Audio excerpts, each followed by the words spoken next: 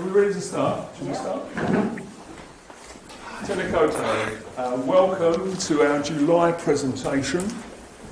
Before we start, we'll just do the normal health and safety thing that we do. Exits are each side.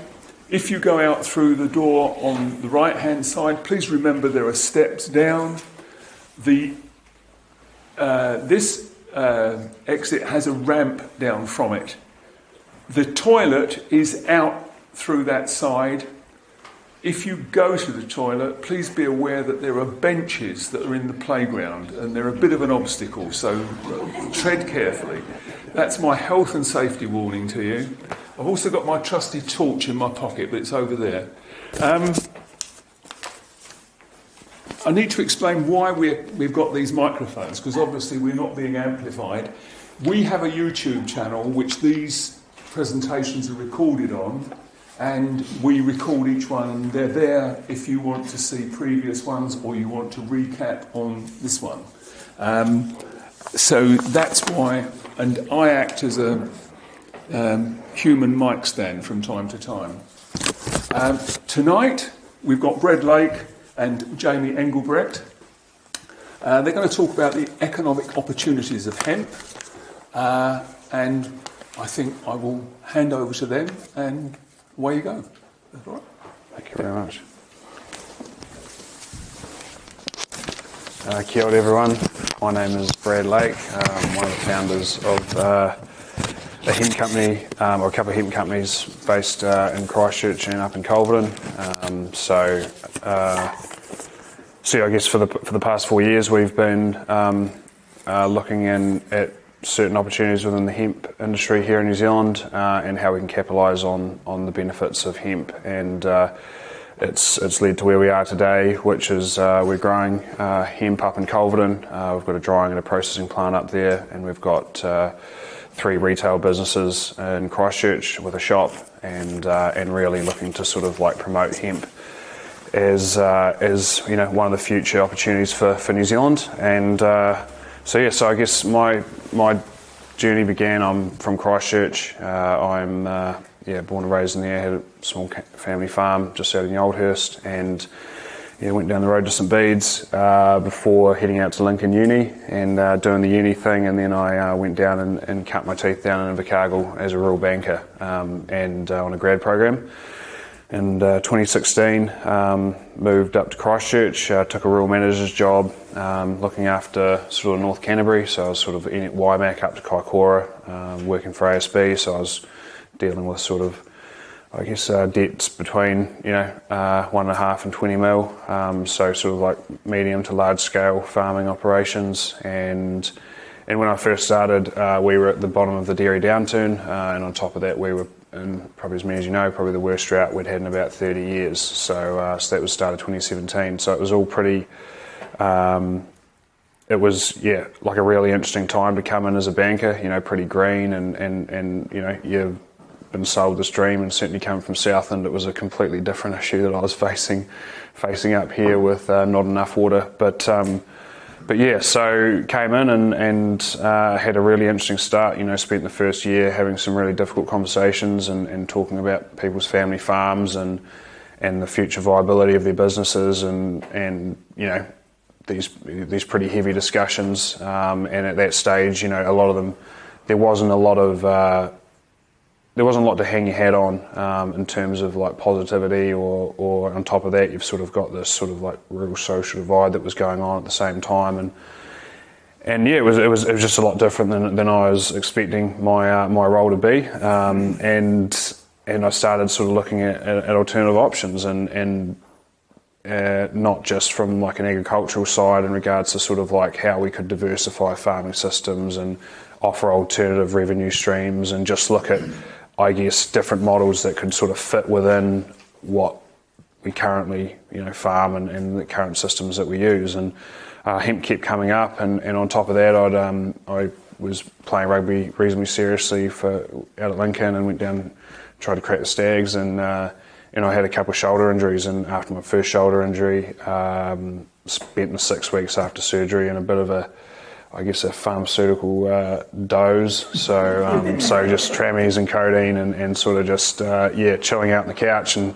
ended up having like about 4 weeks off work and did not, coming out of that, I was like, why am I still taking trammies when I'm not really in pain anymore? But, just this, it wasn't pleasant. I like to be sort of sharp and thinking and anyway, so made the great decision to go back and keep playing rugby. Ended up doing the same, dislocated my shoulder a couple more times and then needed the same surgery again. So, but this time I was like, right, I'm not going to go through that recovery process again, see what else I can do. And pretty quickly my diet and nutrition reared its head around how much of a difference that could make to my recovery. And so I just sort of woke up one day and completely changed, went, pretty much whole foods and cut out dairy and went into the surgery and came out, and I was back at work sort of 3 or 4 days later and didn't have any Panadol or any trammies or painkillers or anything like that, and felt better than I'd probably ever felt before.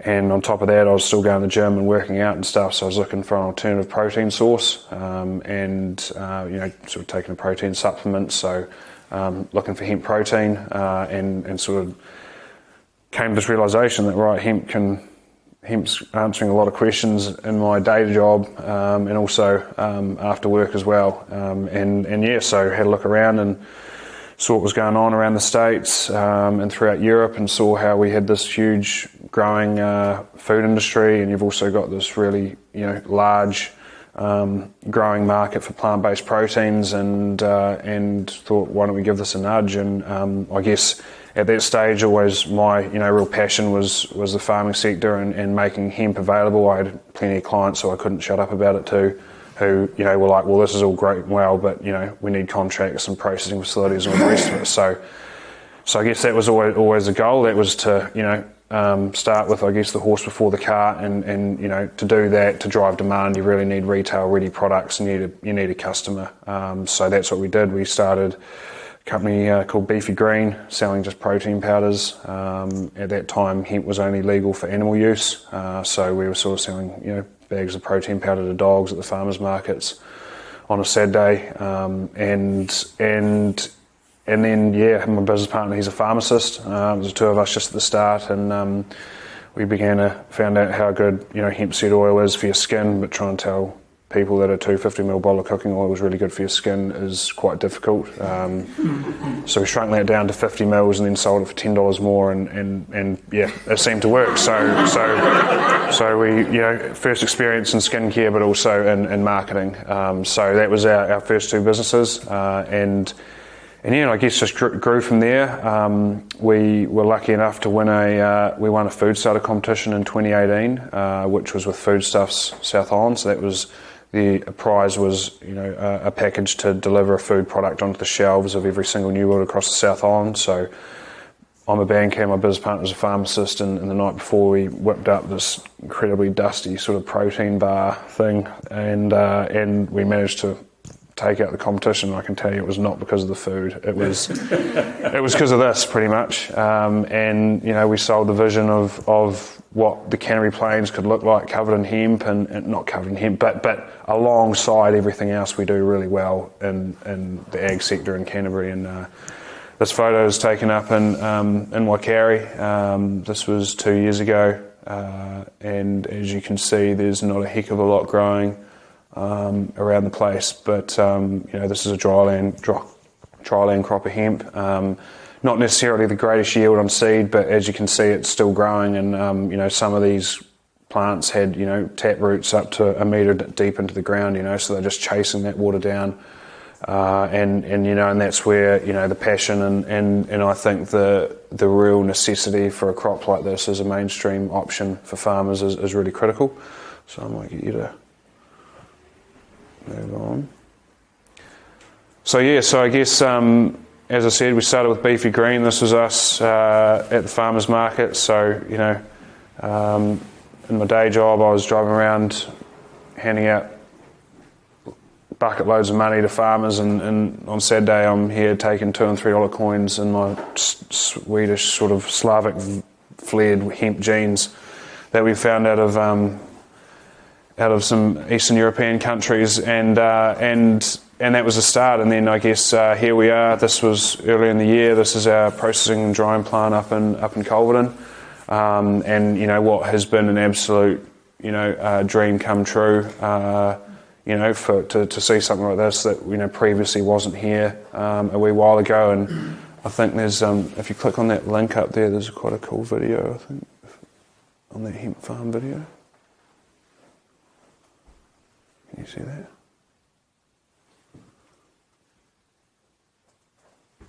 Oh, if you go up there, maybe not. But Yeah. You probably need to take it out of.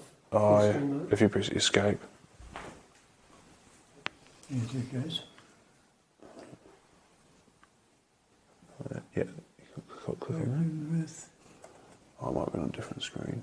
Oh, anyway. There's a video of the plant and everything like that. Maybe if we go to the next one.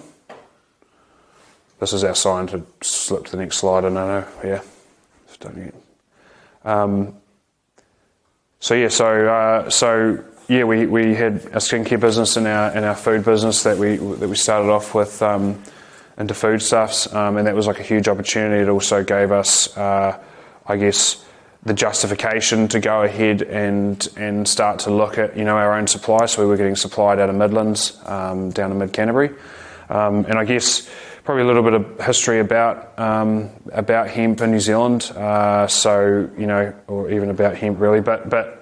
Hemp is, one of the world's oldest agricultural crops coming out of Central Asia, and it's been legal to grow hemp since 2006 under a licence issued by the Ministry of Health here in New Zealand, and up until 2018, you were only allowed to sell the oil to humans. Everything else was only fit for animal food only. In 2018, the Ministry of Health, who currently in charge of, one of the third most obese country on the planet. We have the second highest rate of childhood obesity at the same time. Decided that hemp food was now fit for human consumption, but not fit for animal consumption. So they just completely flipped the laws, and I guess gives you a bit of an indication of just the type of challenges that the industry faces and where we're at the moment. So Jamie will touch on later about just a bit more about the hemp plant. But so I guess we won the food prize. We launched products into the supermarkets, and that sort of was starting to drive demand internally for hemp. And we really wanted to start telling we really think that the global market and export opportunities. We're only adding to our value chain by bringing traceability and transparency to our supply chain. And we always thought it would. Purely just be cool to have a processing plant, but also to be able to tell that real paddock to plate story. And I think that's where New Zealand has to go if we really want to compete in a value, really improve our value proposition overseas. So once we sort of had that demand and we had, a retail and a skincare and a supplement brand, we thought, why not, try and make this whole thing connect all the way up. And Jim and I were good mates at uni, and there's another mate who's an agronomist, and two others, one a farmer up in Culverden, Sam Smith, and another rural banker, Dave Pringle. We got together, and I managed to convince them that we somehow had enough reason to go ahead and put something together that could supply us with hemp, and Mainland Hemp was born. So that's up on Sam Smith's farm, just on School Road up in Culverden, and we're now in our second season. So I guess this was always our vision. So I guess not only did we want a processing, but I guess the success of hemp is being able to, is full utilisation of the seed. So I'll probably get Jimmy to come up and just fill you in a bit more about hemp, the hemp plant, and why we do it.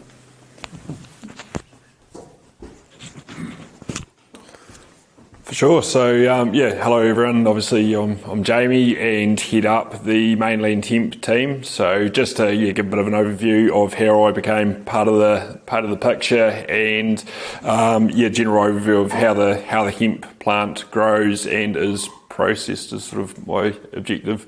today. So yeah, as Brad alluded to, we first met at Lincoln University, so got on pretty well there, and somehow both found ourselves working at the same bank. So pretty early on in the piece, where Brad was sort of talking about hemp and the impending change in the legislation, it definitely started to pique my interest. For a start, I wasn't entirely sure whether Brad was just overselling it and it really could do everything, or whether there really was some potential there. So as things started to move and they built these different products and then legislation did change, it was sort of like, well, yeah, geez, is there a pretty massive opportunity here to really vertically integrate the supply chain and have control over everything from the seed gun into the ground route through to the the end product that goes to the producer. So sort of assembled the team and sort of thought, well, how hard can it be? So basically, first year of growing, or first harvest was in 2020, and just completed our second harvest 2021.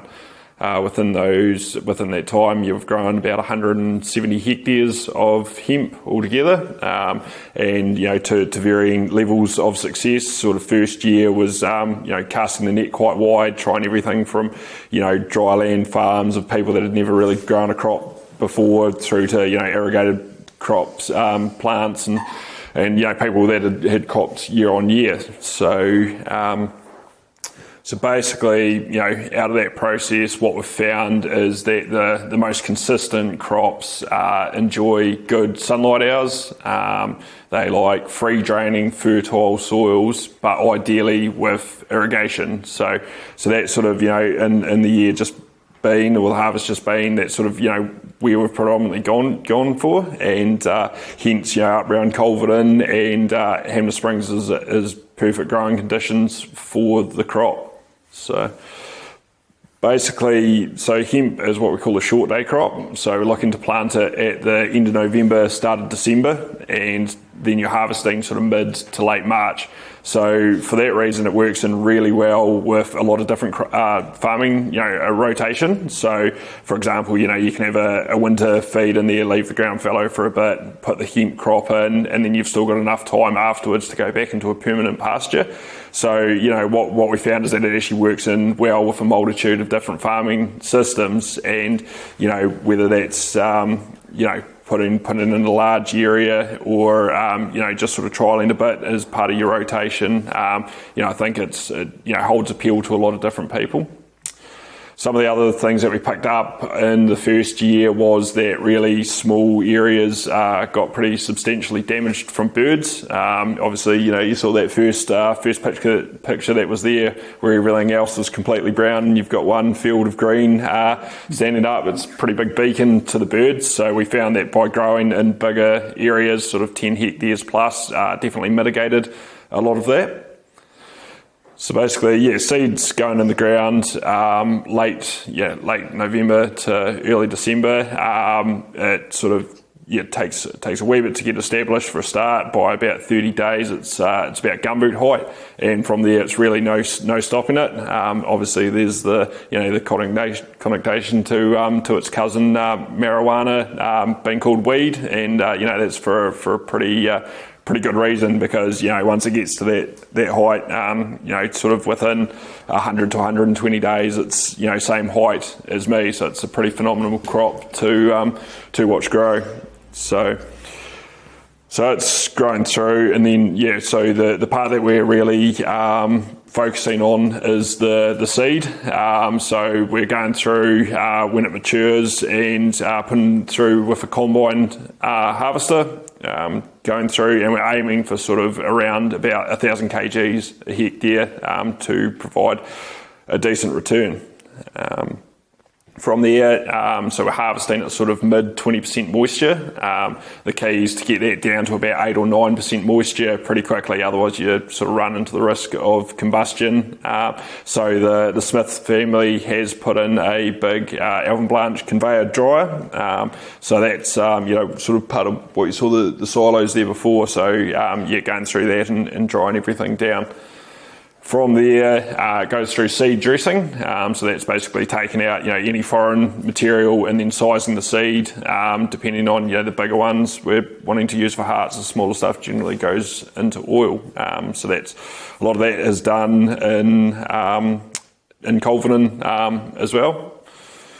And then from there, it was sort of, for a start, was the process of assembling some processing equipment. So, obviously coming into it, new industry, which is great and exciting, but there's not much of a roadmap to sort of follow. So we ended up, sort of acquiring our equipment from all around the world. So we've sort of got 3 different processes that we go through. So first process is dehulling to get the hemp hearts. So that's taking the whole seed, basically taking the outside shell off it, and you're left with the nutty heart.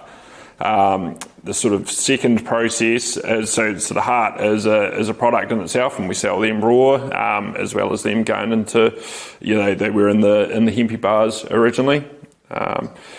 And then so the second process is that we take that hemp heart and we actually press the oil out of it, and we get a golden oil, and we get quite a high percentage protein. So we're sort of aiming for 60% plus protein, and we've got that to be soluble in water, which is quite exciting, and sort of, as I understand it, the first people to do that in New Zealand. So, for a bit of a team that sort of slapped it together and just, a bit of trial and error, it's been quite a cool thing to have achieved. So you got golden oil, so that's ready to go, and then the protein, so it's basically just a matter of milling that down from there. So from the seed, you've sort of got three different products, which are then obviously feeding into the retail brands that Brad was alluding to before, as well as looking to sell bulk. And we just actually had our first lot of export oil go a couple of weeks ago. So just sort of waiting to see how that goes, and hoping that there's some upside from there. So that's I guess the general flow of the seed going through the system and being into a product that's ready to go. I guess just to touch on a wee bit more what sort of drove me to be a part of the hemp industry was that, for one, it was a chance to be a part of something that didn't hasn't existed before, and it was sort of like, well, how many chances in a lifetime do you have to come and jump into something like that? So that's pretty exciting. I grew up on a sheep and beef farm down in South Canterbury, Waimiri. And loved growing up on a farm. Really proud of where I came from and what my parents did, and producing some pretty awesome products that were going all around the world. And there was sort of, I held on to that on the one side, and then on the other side, there was this sort of growing talk about the rural-urban divide, and people not looking after their properties, and environmental impacts and all the rest of it. And so I sort of held this one view in my mind and on one side, and then there was this impending need to change with climate change and all the rest of it. And it was like, well, how do we link this a bit? And so I guess the hemp crop is pretty remarkable in the fact that it sequesters a whole heap of carbon per hectare. Also, by putting down that taproot, it undergoes bioremediation, so sucks bad stuff essentially out of the soils. And it's an intriguing crop that that the urban population was pretty engaged with, just because it was something a bit different, and and had all these positive impacts. So it was sort of like, well, if we can do this and do this alongside some of the conventional farming practices that are out there, because sheep and beef farmers can incorporate that into their system. Dairy farmers can do it. It's having a positive impact, and we are able to educate people along the way and sort of break down that barrier and get people out onto farms. Then I think that's pretty awesome. And something that we've done for the last 2 years is held a hemp field day out at the Smiths farm, and invited people out, put on buses, and taken people out, from town and all over. And it's been a chance to get on farm, and it's an immaculately presented farm. Talk about the benefits of hemp, and it's been pretty awesome time, I think. So yeah, it's a bit of an overview of sort of why I got involved and what we do. So, hand back to Brad. Cheers, Jimmo. So yeah, I guess a bit about this picture. So I guess the key to what we see as success in our industry is obviously full utilisation, so maximum utilisation of the product that we've got. And currently, seed is 2% of the plant, so we're actually generating a decent amount of revenue. Sort of netting between sort of like 3.5 to 2.5 a hectare for farmers. That's just in 4 months, and on top of that, for us to be really successful, we need to be able to distribute each of the different byproducts. So once you press a seed for oil, we're left with a meal that goes into protein powder, and the more evenly you can distribute those products, the better the cost of that product is going to be. So we know that if we just had a food company, well, we're going to be left with a whole heap of protein and a whole heap of oil that we probably wouldn't be moving. So by having multiple different streams of revenue with supplements, skincare and food, it means we can really get the best outcome from a pricing perspective for all of our raw ingredients, and we can charge the next lot.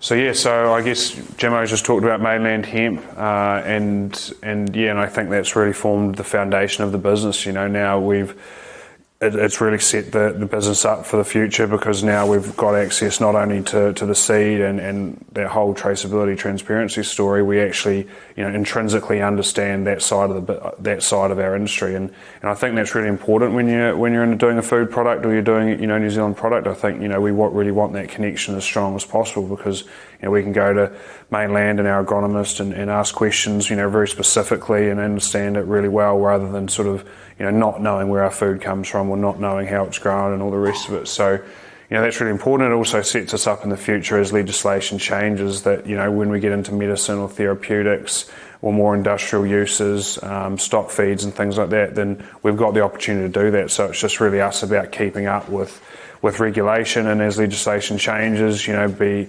there at the forefront of those to make sure we can capitalise on that first to market opportunity, and the fact that we're already growing the product. I mean, at the moment, the fibre and all the medicine and the flour and the therapeutics and stuff is just sitting baled up in Culverden. So, we know we're ready to go, and we know it's in there. I think it's just about, turning on the tap. So that's Mainland.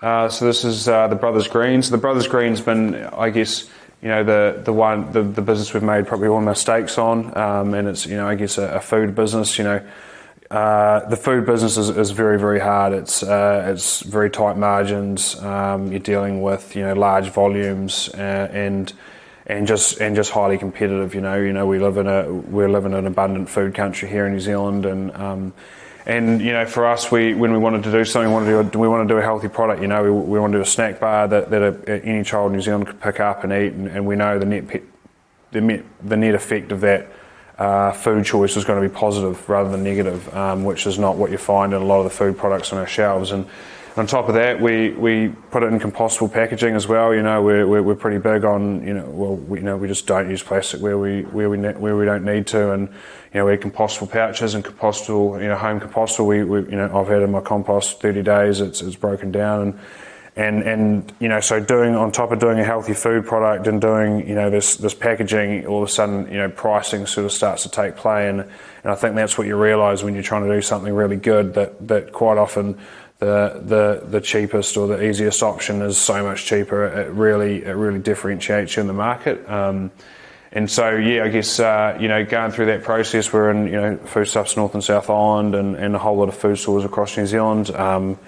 But we've, made the decision to pull the Hempy bars out and stop production, and that's purely based on, I guess, we're trying to do something healthy, but not a lot of people associate the food in a snack bar as something that's health elevating. So we're going to move on to doing capsules, so sort of capsules for skin and joints, and just overall health. Like one of our biggest product essentially is our hemp seed oil. We have incredible results from people of all ages, but specifically people in an older demographic who are looking for something for their joints, are just stiff and a bit sore and want something to wake up and make things a bit easier during the day, and are probably sick of pills and potions from the doctor.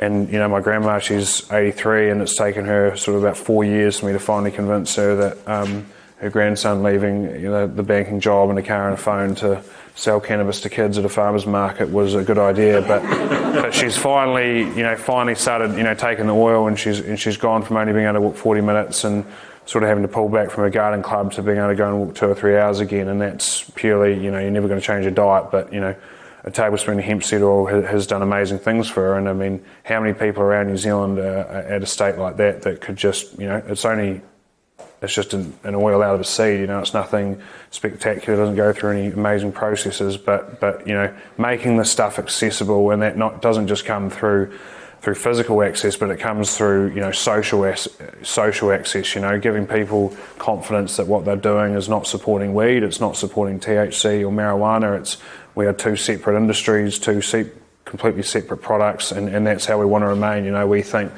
you know, the benefits of cannabis to New Zealand and the world, you know, probably 90 to 95% lie in hemp and what we're doing with this, rather than a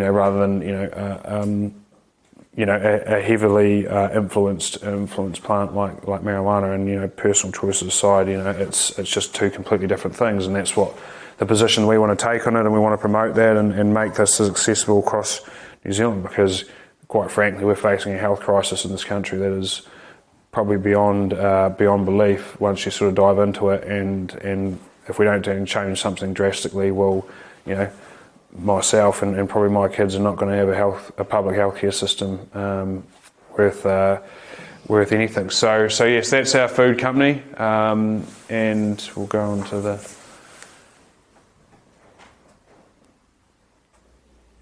And yes, this is Koaka. So Koaka roughly translates to hemp and Māori. And you know, having 2 pharmacists on the team now, we've, you know, I guess designed a range using organic New Zealand hemp seed oil as a foundation. So hemp seed oil, it's got a comedogenic rating of 0, which means it doesn't sit on the skin; it absorbs directly into the pores. It's really high in magnesium, zinc, iron, vitamin E, and you know, as a foundation, it's, you know, it has amazing effects for things like dermatitis, eczema, psoriasis, inflammatory skin conditions. It's high in GLA, so it's anti-inflammatory.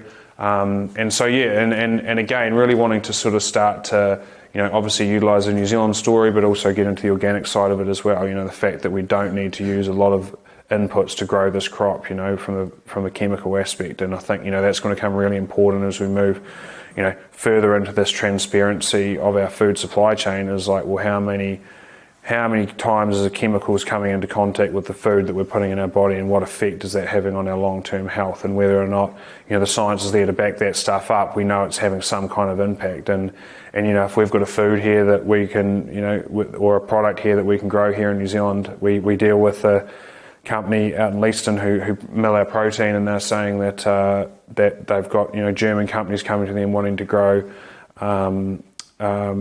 grass crops specifically for milk powders, and you know, they're saying they can't even grow these specific crops in Germany anymore because there's contaminated with glyphosate. So, you know, baby formula is so tightly regulated and controlled that, you know, they're finding glyphosate in organic farms all across Germany, all across Europe. And I mean, you know, that's only going to become more widespread, you know, and you think about the United States, and as, you know, chemicals are distributed throughout, you know, third world nations as well, and the science is now backing up the claims around glyphosate causing cancer and having severe impacts on genetic health. You know, New Zealand's going to become, you know, could become one of a few nations on the planet that we can still grow, you know, chemical residue-free food. So, you know, I think that's what we want to promote, and we want to really drive that home, that, you know, we can grow some amazing things here in New Zealand without, without some of these really, you know, potentially damaging components of modern agriculture.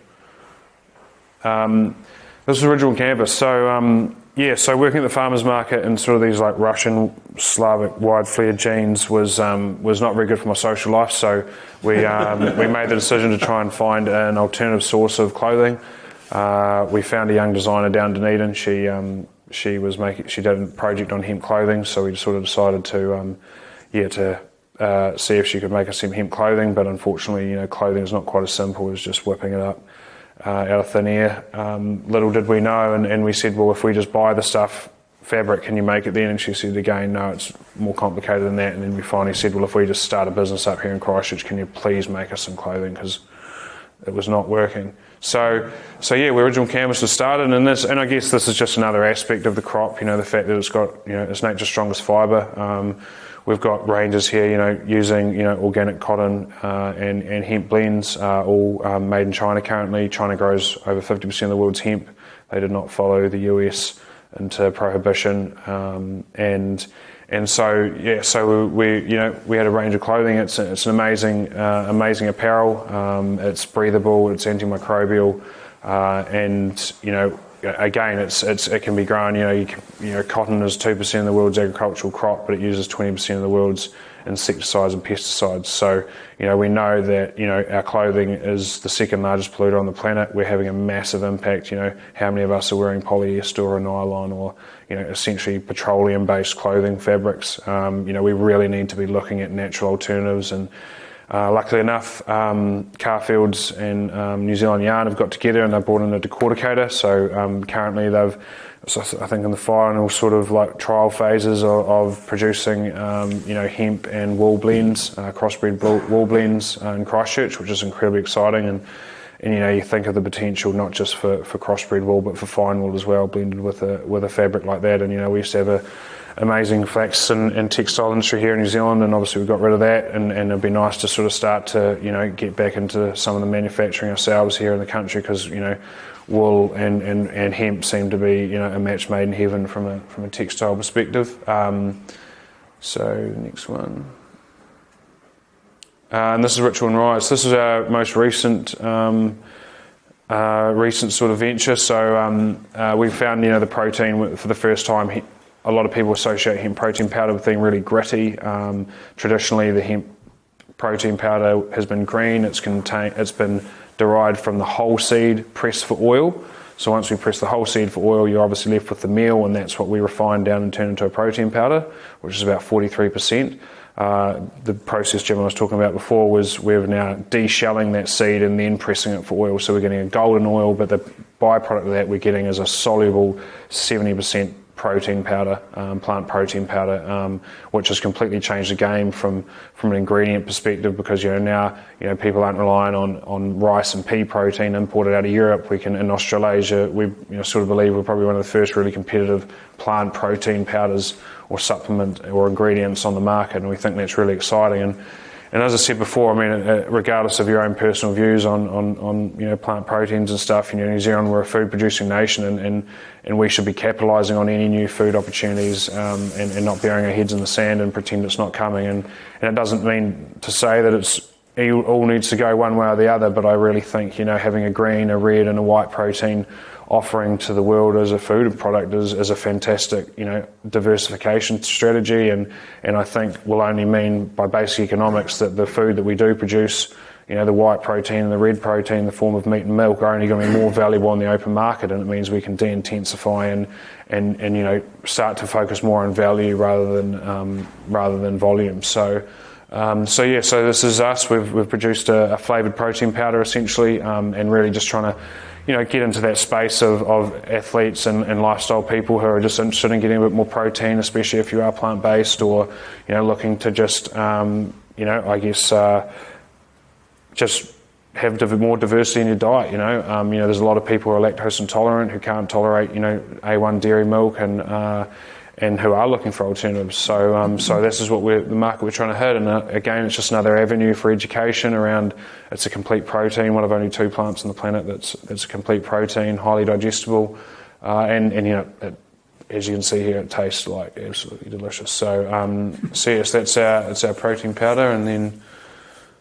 Yeah, and then this is our wee shops. This is our wee castle we've put together in Christchurch on Montreal Street. So this is just, I guess, as I've sort of been talking today, you probably realise that it's simple, but it's not. There's a lot of elements to the business and a lot of products as well. And we really wanted somewhere where I guess the theme has been, my grandma should be able to walk in and feel comfortable that she's buying cannabis products, and that's what we wanted to make it. So we've got all our products on display, and people come in and we're just working upstairs. It's a mezzanine floor, and we just have a chat to people, and quite often, people are coming in for a specific purpose. They've got a condition or they've heard something good about it and they want to know a bit more, and it's great that we can have that, direct feedback with people, and it's just, the stories are so rewarding. The testimonials and the feedback and things like that is a lot of the reason why you do it, and it gets you through sort of the roller coaster that is, starting a new business and all the rest of it.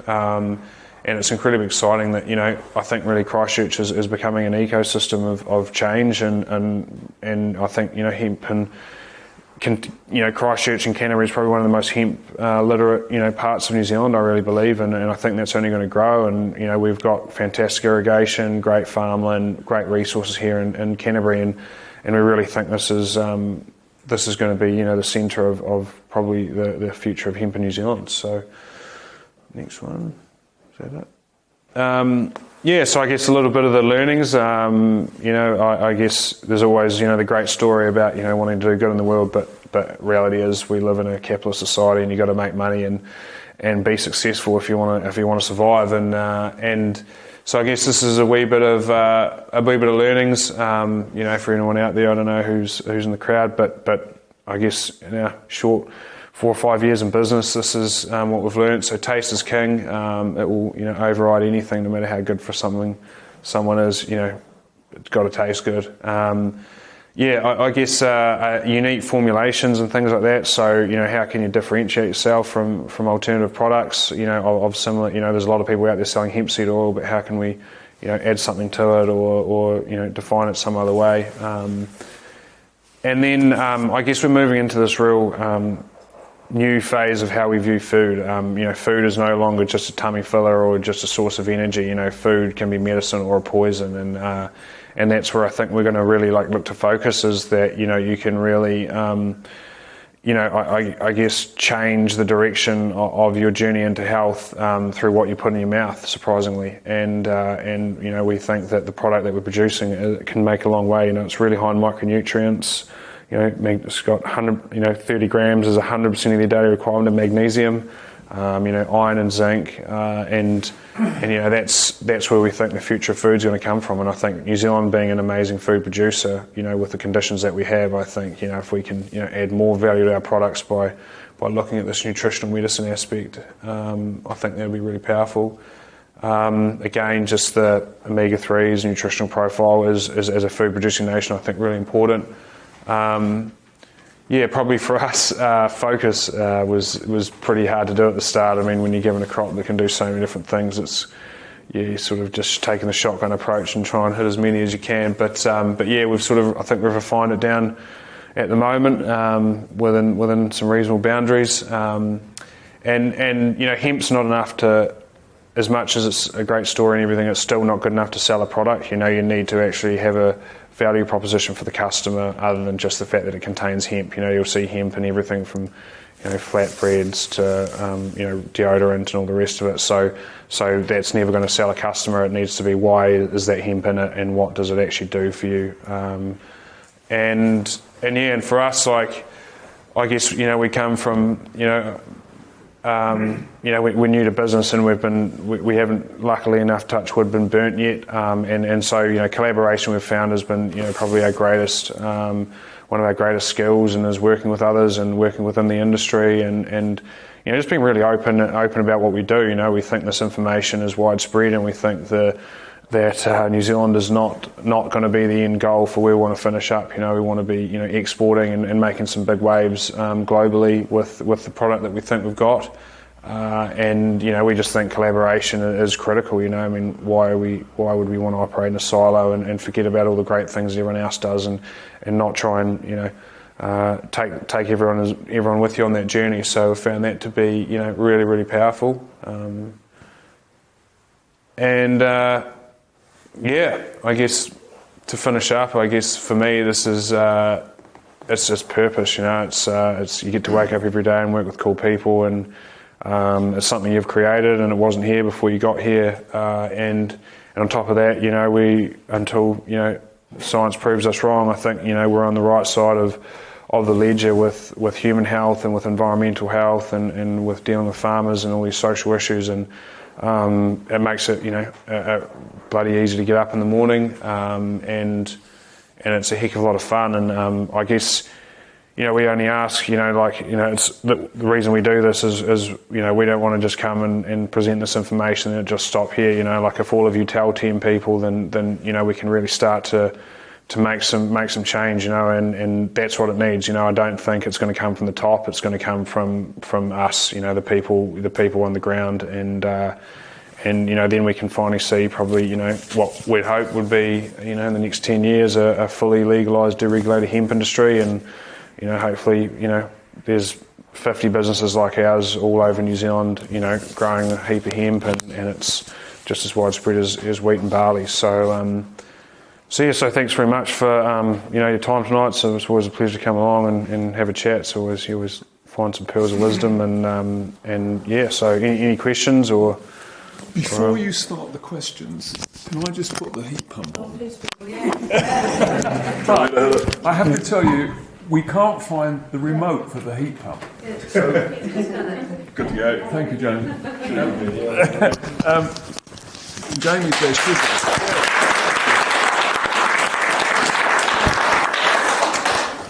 That was for the heat pump, by the way. Any questions? I have a question. So, just about your original canvas clothing, are you considering manufacturing your clothing range onshore? I appreciate that this will push your costs up, but if you're using blends of New Zealand grown fibres in your fabrics, and you were manufacturing your clothing locally, you would elevate your products to quite a unique position. So, have you considered that? Absolutely. We've just got our first trial batch of clothing made here in New Zealand from imported fabric. We don't have access to any New Zealand grown fabrics yet. It's probably going to be another 6 months away before we get anything like that. But we've actually just put sort of the clothing into hibernation at the moment, while we focus on the seed aspect. But yeah, I mean, the dream is, we would love to, be sitting out there and looking at those plants that were growing the clothing that you're going to be wearing the following year. Bringing as much of this back to New Zealand is number one, priority. So, yeah, definitely been considered. Yeah. I have some contacts for you if you're interested. Yeah. Cheers. Thank you. Yeah, mate. I noticed on the slide where you showed the Koaka shop, there's a very prominent vibro sign standing up against it, vibro 6119. And I guess that says to any consumer that looks at that shop that it's all vibro.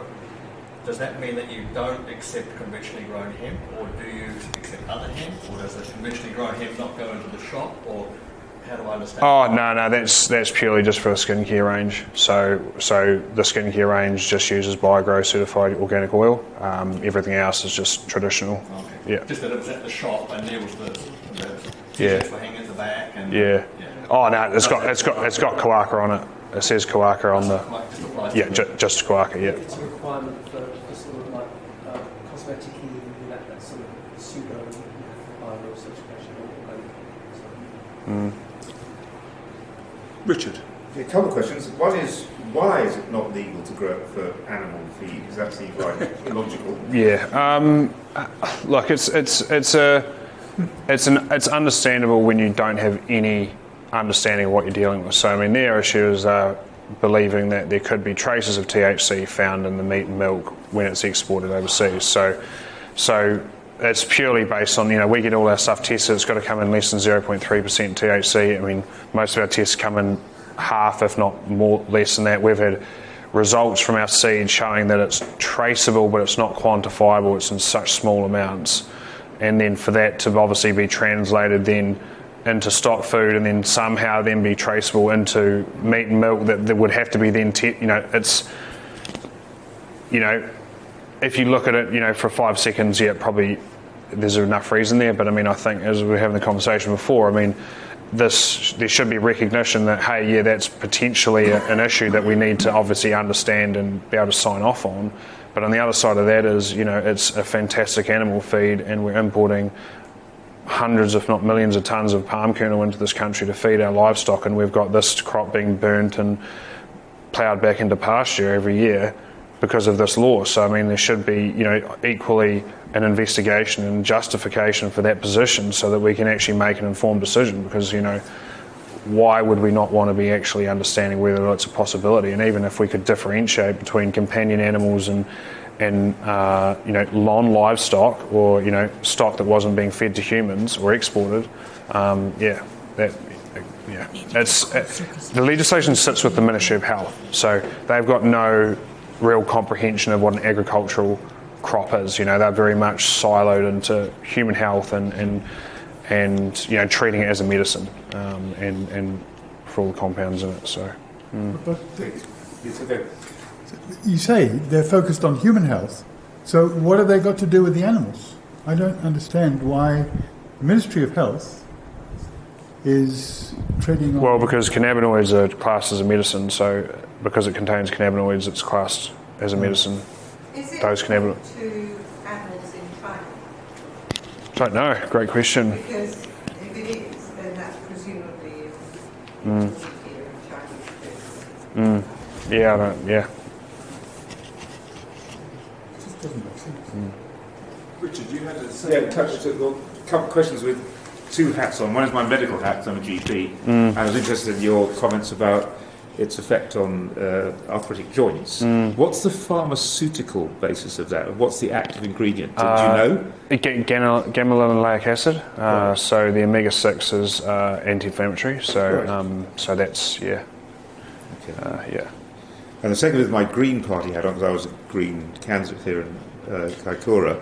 And one of the issues that, as a Green, I have is this, as you pointed out, the urban-rural divide, and in fact the Green farmer divide. And there's a huge protest tomorrow, and I get the feeling we just sit in our trenches lobbing grenades at each other.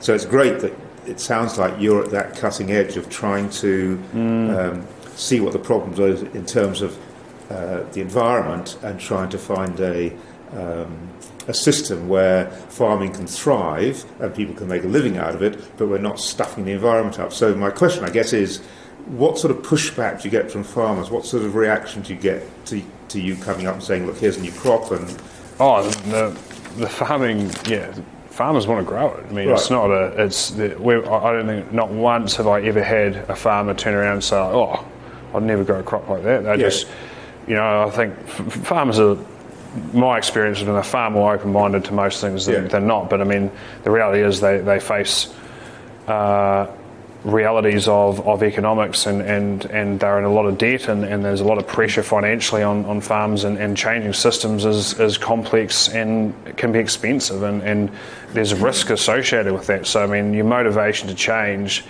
is driven by a need to do good, but there's elements within your business that are there, whether you like them or not, that they have to be addressed. And I think that's the part that we can play, is like we can offer a solution to reducing nitrogen inputs and looking at what carbon you're harvesting and all the things by what we're doing. And I think rather than pointing out the issues, it's like, what's the solution to these problems? And I think that's the sort of angle we're going to take, is like, well, hey, look what we can do here. This is not, we don't have to keep lobbing grenades at each other. We just have to get together and be like, well, what can we do? We both want the same thing at the end of the day. It's just we need to get there, which addresses the realities, because we don't want farmers going bankrupt. At the end of the day, you have to make a living. Exactly. And I remember going to a regenerative agriculture meeting where farmers were speaking. It wasn't the Green Party meeting, and the guy who introduced it said, I went into this because I was going broke in the old system. And regenerative agriculture was the way out. It wasn't a philosophical or environmental stuff. So we can get a win-win situation. That's great. Yeah, exactly. Thank you. Yeah. You're saying about how the factory goes down immediately. So, have you done soil tests to see what it's like after the crop comes through? Because it must be bringing all sorts of minerals and things up into the root zone of plants that have a lower system. No, not really. I mean, I think the focus has really just been on growing the crop and getting it out. We're working with UC and Lincoln at the moment on a couple of different projects, but I mean, all these things are, these are going to come with success in the industry. Like as industry grows and more resources come in and funding, and we can start to look at things like that, because as you say, there's a perfectly valid argument there that should be explored. Like why are we not understanding? A lot of the regenerative agriculture crops, they put them in the deep rooted and they bring all this stuff up, so this should be something that we do as well. Exactly. You did mention following after a forage crop. Are you doing any trials around the ability to clean up nitrates before they escape from the root zone, so to speak? No. I mean, we're not doing. Yeah, we're pretty focused at the moment on just we're learning to grow a crop. It's brand new. There's no one out. There's not consultants and everything out there. You're really sort of like finding your feet and all the rest of it. And again, like, we'd love to know this stuff. I mean, this is stuff for tertiary institutes, for Lincoln and for Massey and all the rest of it to really sink their teeth into, because that's what it needs. It needs that real peer-reviewed science to really justify those claims and all the rest of it. But yeah. You have had some organically grown crops supplied, and I just wondered if you could talk a little bit about the agronomic issues that crop up for growing the crop organically. Are there particular, you said it's not very hungry, for instance, that's one question, in terms of nutrients, but are there weed issues that are a particular problem in an organic system, or fungal problems? I don't know. What are the problems that an organic farmer would be looking at? Because thinking back to the regenerative people, of course, they are using large amounts of glyphosate in a pretty regular sort of regime. So that doesn't work to come in from that side. You need to be an organic farmer, I guess, if you want organic product. Can you comment, please? Where's Crawford? You're agronomist. Our agronomist would definitely be the best person to answer this question. I don't want to paint the image that hemp doesn't require inputs, because obviously anything that grows basically as tall as me within 3 to 4 months is sucking something out of the soil. So we're pretty lucky with our organic farmer that we've got down in mid Canterbury, is that they're long-term established farmers, and they really understand their soils and when to put on certain nutrients, and they've sort of worked out what does work and doesn't work. To be honest, I can't tell you exactly what their applications and that are, but I think timing has been pretty critical in the seedbed preparation, just to make sure that your hemp plant gets off to the best start that it possibly can. Because once it gets sort of to that 30-day stage, as I alluded to, then it's pretty away from there. It's a good overview, hopefully. Thank you. I mean, you need to cater for the nutrient requirements in other ways on an organic farm, and that's well understood, I think, with rotations and break crops and green manures or whatever. So that's fine. I just wondered mainly about the weeds. I guess that might be the issue, perhaps, in the establishment phase. So far hasn't been too much of an issue. Like, our organic crop has actually been competitive with the conventional crops in terms of yields. So, I wish I could give you an answer on exactly what they are doing to prepare that, but you're not sure. Off the top of your head. Thank you. Sorry, a silly question. It's really good. Some of my questions have been answered. Global markets for protein. I've been actually trying to look with foreign affairs in terms of a gateway, because if anything starts moving here, farmers are not stupid. If you're a farmer and the guy over here is your neighbour and he notices that you're not getting up at 6 o'clock in the morning and working until midnight and you're still doing well, once you've got something that works, it will be contagious. Forgive the pun. Which means that the New Zealand market is of limited size, and you need to think about making the market bigger, which is global. Have you got any thoughts on that, or do you think the New Zealand market is big enough at the moment for what you're doing? Oh no, absolutely not. No, we've exported to. We've just done our first export to South Korea. We're currently talking to some supply chains throughout the US and into Vietnam, and then Australia at the same time. So I don't think any food industry in New Zealand is sustainable just with the New Zealand market, apart from pork. So absolutely, yeah, we know, and if we want to grow, thousands of hectares of hemp, it's not going to be through New Zealand demand. So yeah, absolutely. It's just that this might solve a whole group of environmental problems. Yeah. And it would in some areas.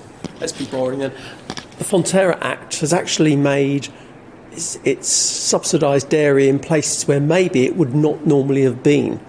And in areas like that, actually, I think hemp can make a real environmental contribution. Yeah, absolutely, yeah.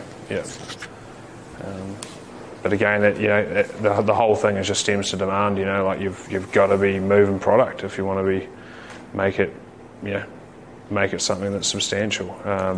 But yeah, it's got every tool in the toolbox to make that so. Yeah, well, yeah. Well, I was just wondering, is it legal to grow hemp in the US? Yes. So yeah, the real frustration for us is the fact that the US led us into prohibition, forced us to completely prohibit any form of cannabis products. Now the US is out of prohibition as of 2018 with Donald Trump and the Farm Bill, and their hemp industry and cannabis industry is going nuts, and people are making huge amounts of money. Hemp is becoming a highly successful and profitable crop over there, and we're still figuring out whether or not it's safe to feed to our pets. So we're as frustrating as it is, this is what we're sort of hoping will change, is seeing that change go on over there and the opportunities that's presented to their economy and to the people from both a supply and demand perspective. But yeah, it's a big, widespread, widely used health and therapeutic product overseas. Yeah, that's the reality of it. Yeah. Brad, did I understand that you're stacking the fibre, you're keeping the fibre, and you just stock that. You just keep it until you can use it. Is that the idea with that? Yeah, I think we just haven't really put any effort into sort of moving it or doing anything with it at this stage. It's just we didn't want to burn it, we didn't want to bury it in the ground, but I used a bale as mulch all over my garden, and it works fantastic. It's nice and heavy, and birds don't really muck around with it too much, and you get the odd hemp plant popping up, but don't actually tell anyone that. But just all uses like that. How much does a little bale of straw go for? It might have 10. There's a multitude of opportunities, but yeah, it's just sitting there at the moment. So if any of you want some, feel free to hit us up, organise a training, and come pick it up if you want. What about hemp in the building industry? Yeah, great question. So there's a thing called hempcrete. Essentially, it's hydraulic lime mixed with the hemp hurd. So the hemp stalk is made up of two parts. There's an outside fibrous layer, and then the inside is a woody hurd, like a wood chip. So you separate out the two. You can obviously 20% of the stalk is fibre, 80% is this hurd. You then grind or wood chip that hurd finely, and you mix that with hydraulic lime and water, and it forms like a limestone. So I think it's called carboxylation or something, but it forms a limestone and it continues to harden over time. So it's carbon negative for 7 years once it's been set. It's not a structural component of building at this stage, but it's widely used overseas as a cladding. Replaces up to 5 layers of the building code. It's highly breathable. It's a fantastic building material. So we've got a guy in Christchurch who's currently building tiny homes with it, looking at doing hempcrete panels, it's got a real future, and it's quite incredible. It's fireproof, waterproof. If it's as tough as this, isn't it going to be incredibly hard on things like headers and combine harvesters? What's it like to actually harvest? Yeah, no, we haven't had any issues really. We just use a normal 12-foot combine up front, and the timing's pretty critical because you want to be harvesting the seed. Obviously, when it's coming to maturity and lower moisture level, but you don't want to leave it too long because if you do, then it becomes very woody fibre. So you need to get it while it's still reasonably green. So the timing's pretty key. Leave it too long, and you'll definitely run into some issues. And we have blockages and stuff like that, but it's just a matter of taking it slowly and making sure everything's. So you haven't destroyed any harvesters yet? Haven't destroyed any. Touch wood, the contractor wouldn't be very happy if you have. So How close are you flowering sequentially so that you actually have to touch a point when you harvest? And you've still got more greener ones and more riper ones, or does it all come ready at the same time? Comes pretty ready at the same time, just with it being a short day crop, so it's dictated by the day length. So it is pretty uniform. I mean, you obviously have different parts, and even within the hedge, the top will come ready before the bottom. So it's just monitoring that, and then like any crop, just looking at your weather window as well, because you ideally want a pretty nice. Hot day sort of thing, not too much humidity around, so generally harvesting in the afternoon, not on during morning and stuff like that. And so you actually have contracts with the farmers, you find farmers and you have a contract with them about supplying the seed presumably, and then the process going back to you. Correct. Any of the process, any of the harvest available for the farmer to use or market or play around with or experiment with? You get it all back? No, we purely contract the seed. So our contract is for the seed. Engage with the farmer. Right? Do you want to go 10 hectares? So our contract will be to buy the seed off them from that 10 hectares. The rest, like the fibre and that, is theirs to do as they wish. At the moment, we don't have a contract for fibre, just if we don't have an immediate need. As Brad alluded to, we'd love to get to the point where we are, utilising the whole thing and potentially, the leaf and flower down the track as well. But So would any seed be free for the farmer to use? Sorry? Would any of the seed be free for the farmer to use? If they wanted to grow some more outside of contract, they'd have to get seed for that though. Would you supply seed for that? Where do you get seed from you? We can supply it, they can go direct to Midlands. Okay. So we don't have any of the actual proprietary seed, the growing seed. Ourselves, So it comes through Midland. Yeah, thank you. Can you use the fibre for installation? Yeah. That would be amazing. Yeah, would be. Goodbye. Yeah. No, that's blended with crossbred wool would be fantastic. Yeah. How far off are you having a decorticator and providing the herd for the building industry? So Carfields and NZ Yarn are already doing that, so they've just imported a $5 million machine to scale that up, so they're doing that now.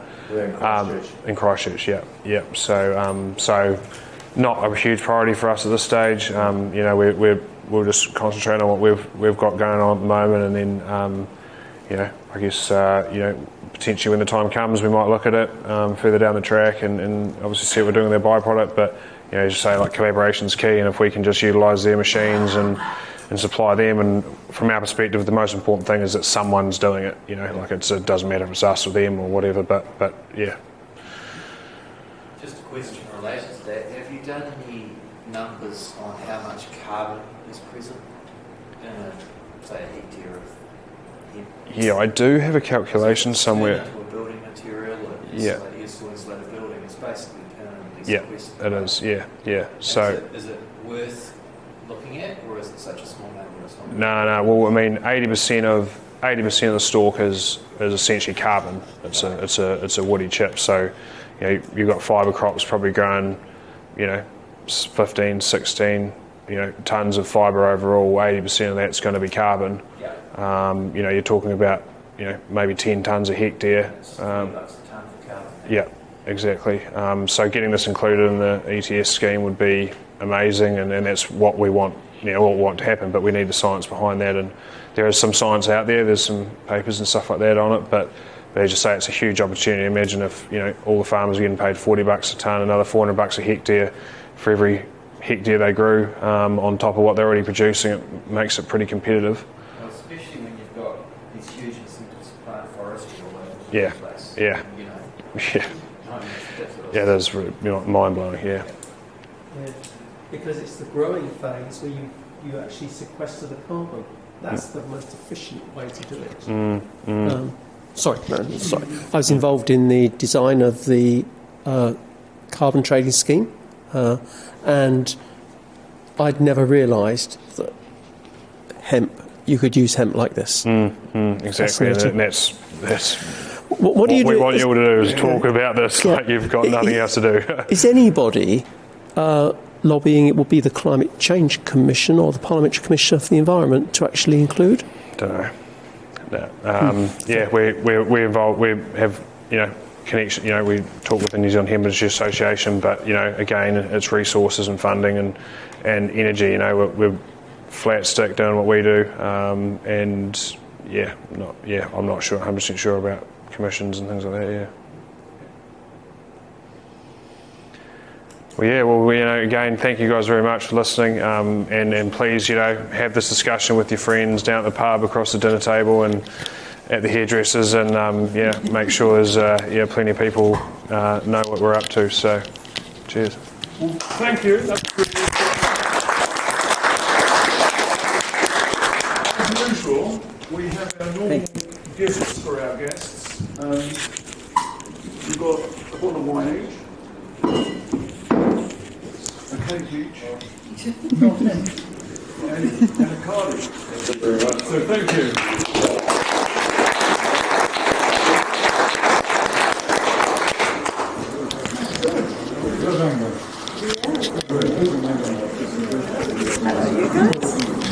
We do the stranger places.